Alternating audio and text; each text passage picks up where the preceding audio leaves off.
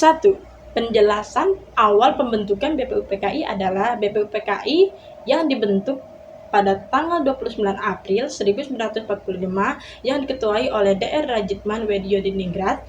Badan ini beranggotakan 67 orang, termasuk perwakilan dari Indonesia dan juga beberapa perwakilan dari Jepang.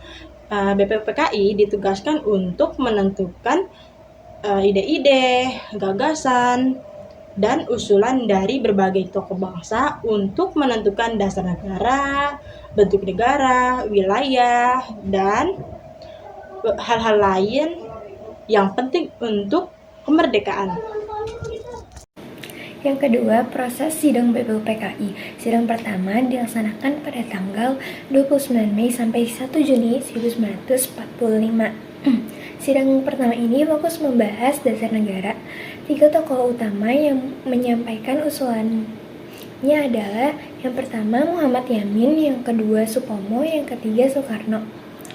Sidang kedua dilaksanakan pada tanggal 10 sampai 17 Juli 1945. Sidang kedua ini membahas rancangan Undang-Undang Dasar.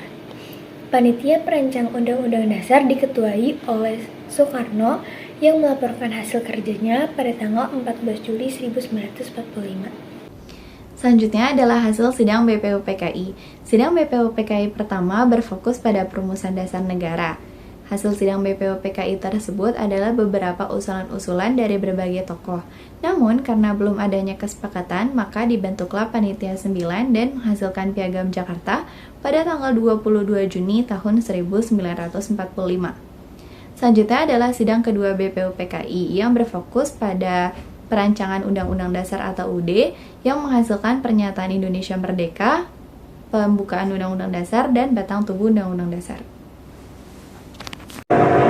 Pada pidatonya I.R. Soekarno tanggal 1 Juni 1945, ia mengusulkan 5 prinsip yang ia sebut Pancasila. Lalu pada tanggal 18 Agustus 1945, PPKI mengadakan sidang. Dalam sidang tersebut, mereka menyempurnakan Piagam Jakarta dengan tujuan untuk menjaga persatuan bangsa. Pancasila sebagai ideologi negara.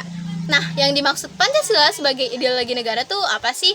Pancasila dapat diartikan sebagai sistem kehidupan nasional yang mencangkup dimensi politik, ekonomi, sosio-kultural, pertahanan, dan keamanan untuk mencapai tujuan negara yang didasarkan pada dasar negara. Nah, Pancasila ini mengandung nilai-nilai yang menuntun bangsa Indonesia merealisasikan kehidupan yang adil dan makmur. Pancasila sebagai dasar negara sebenarnya memiliki arti yang sama dengan apa yang dikatakan oleh Soekarno pada pidato 1 Juni 1945, yaitu Philosophies Grundslag atau filsafat dasar negara. Dengan ini, Pancasila berkedudukan secara formal dalam tatanan hukum negara Indonesia sebagai norma dasar atau aturan prinsip yang tidak dapat diubah. Sidang pertama BPUPK atau Badan Penyelidik Usaha-Usaha Persiapan Kemerdekaan Indonesia pada tanggal 29 Mei sampai 1 Juni 1945 merupakan forum penting bagi para pendiri bangsa untuk merumuskan dasar negara Indonesia. Berbagai gagasan diutarakan, termasuk pidato Soekarno pada 1 Juni 1945. Pidato ini bukan hanya menandai lahirnya Pancasila, tetapi juga sebagai memahami nilai-nilai Pancasila tersebut.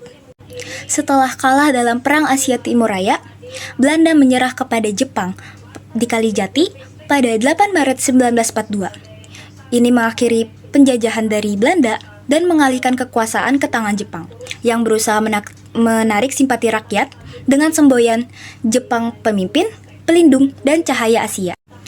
Dalam sidang 22 Juni 1945, Abi Kusno menyatakan dengan tegas bahwa kemerdekaan Indonesia harus diperjuangkan oleh bangsa Indonesia itu sendiri, bukan merupakan hadiah dari Jepang atau pihak manapun. Hal ini dinyatakan olehnya tanpa perwakilan dari pemerintah Jepang. Muhammad Hatta menerima keberatan dari pemeluk agama non-Islam di Indonesia Timur yang merasa didiskriminasi oleh frasa ketuhanan dengan kewajiban menjalankan syariat Islam bagi pemeluk-pemeluknya. Dalam rancangan pembukaan UUD, mereka mengancam akan memisahkan diri dari Republik Indonesia jika kalimat tersebut tidak diubah. Perkenalkan, namaku Hadinar Kurniawardani dan di sini aku bersama Kak Joshua dari kelas 12E. Nah, sebelumnya Kak Joshua aku izin tanya ya. Menurut Kak Joshua, Pancasila itu apa sih? Jadi menurut pendapat saya nih, Pancasila itu sebelum masuk pendapat aku jelasin sedikit singkat ya tentang Pancasila. Panca itu kan berarti 5, sila itu dasar. Jadi menurut pendapat aku tuh Pancasila itu merupakan dasar dari segala hukum yang ada di Indonesia yang menjadi pilar-pilar penting dalam semua dasar hukum yang berlaku di Indonesia. Itu sih menurut pendapatku, Adinar. Makasih Kak. Sama-sama. Hai semua, sekarang saya sedang bersama dengan Kayla. Saya ingin mewawancarai apa itu Pancasila yang kamu ketahui. Yang saya ketahui tentang Pancasila adalah dasar negara Republik Indonesia sekaligus pandangan hidup bangsa. Jadi Pancasila itu berasal dari bahasa Sanskerta, yaitu panca yang berarti 5 dan sila yang berarti prinsip atau dasar. Halo Kakak Indah, boleh nggak aku wawancarain Kakak? Halo, boleh? Aku mau nanya nih, menurut Kakak tentang Pancasila itu apa sih? Oke. Pancasila itu kan artinya ada 2 kata ya, panca dan sila. Panca itu 5, sila itu sebagai dasar negara. Nah, Pancasila dijadikan sebagai dasar negara. Di dalam Pancasila itu ada 5 sila yang harus kita ketahui. Yang pertama ada ketuhanan yang Maha Esa. Artinya setiap warga negara berhak untuk memiliki keyakinan untuk mengimani Tuhan mereka masing-masing. Kita sebagai rakyat pun tidak boleh memaksa orang lain untuk mengikuti keinginan kita, keagamaan kita. Terus yang kedua, kemanusiaan yang adil, kemanusiaan yang adil dan beradab. Nah, artinya kita sebagai manusia harus adil. Terus kita harus saling menghargai sesama manusia, gotong royong. Terus yang ketiga ada persatuan Indonesia. Nah, kita sebagai negara Indonesia yang dimana memiliki semboyan Bhinneka Tunggal Ika, artinya walaupun kita berbeda-beda tapi tetap satu tujuan. Nah, sebagai masyarakat kita tidak boleh membedakan antara suku, ras, dan agama. Kita harus saling menghargai sebagai upaya kita menjalankan nilai-nilai Pancasila nilai ketiga. Terus ada kerakyatan yang dipimpin oleh hikmat kebijaksanaan dalam permusyawaratan Indonesia. Nah, di mana Indonesia ini demokrasi tertinggi adalah di tangan rakyat. Tentunya bagaimana kita memilih pemimpin itu pasti kita melalui yang namanya musyawarah atau mufakat. Nah, musyawarah ini penting untuk dilakukan agar tidak terjadi timpang tindih, agar tidak terjadi namanya pemaksaan untuk memilih, karena warga Indonesia itu berhak untuk menentukan pilihannya.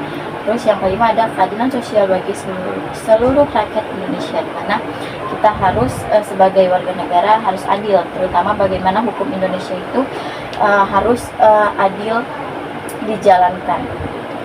Oke, makasih Kak Indah. Itu ya menurut Kakak? Iya. Oke, makasih. Menurut lo Pancasila itu kayak gimana? Dasar negara dan ideologi 5 sila yang menjadi pedoman hidup berbangsa dan bernegara. Halo Kak, perkenalkan nama aku Hadina Kurniawan dari kelas 10G dengan Aku juga kayak mengenal dari kelas 12B. 12E. Nah, di sini aku izin bertanya sebelumnya, menurut Kakak apa sih Pancasila itu? Oke, kalau dari pengetahuan aku yang Pancasila itu kan ideologi negara nih. Terus di Pancasila itu kita punya yang namanya sila-sila. Silanya ada berapa? Silanya itu ada 5. Nah, isinya itu apa ya? Kalian mungkin tahu lah ya isinya apa. Nah, kenapa namanya bisa Pancasila? Itu juga karena diambil dari aktivitas sehari-hari masyarakat di Indonesia pada zaman dulu. Makasih Kak.